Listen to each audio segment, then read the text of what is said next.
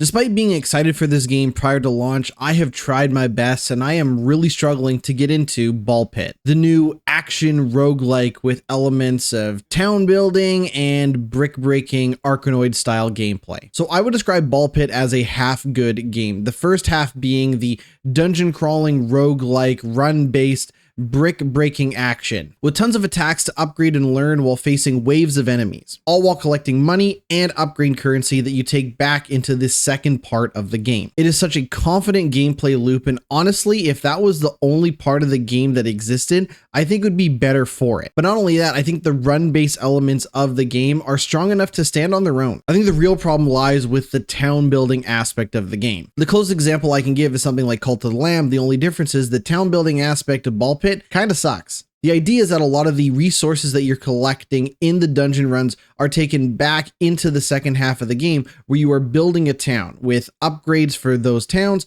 as well as workers that you can assign to various resource gathering projects. But the resource gathering kind of acts as a ball breaking game unto itself, where every day you can launch villagers at various resources in your town and at buildings themselves to do things like complete construction projects. And it just falls so flat, and more often than not feels like more trouble than it's worth. I recognize that is the gameplay loop and that you need to complete those projects in order to make progress in the game. But upgrading your resources, moving your construction projects, and relocating buildings honestly just feels like more hassle than it's worth. It's kind of clever, and I get that they were trying to take the brick breaking element of the game and spin it on its head, and that's where I'm currently struggling with Ball Pit. I love the core gameplay loop, but once you get outside of the dungeon runs, it has not been a particularly fun experience so far. I'm probably going to keep chipping away at the game. My understanding is that there are upgrades later on that automate a lot of the process, but I'm not super happy about the idea of a game that puts up boring and tedious mechanics up at the front,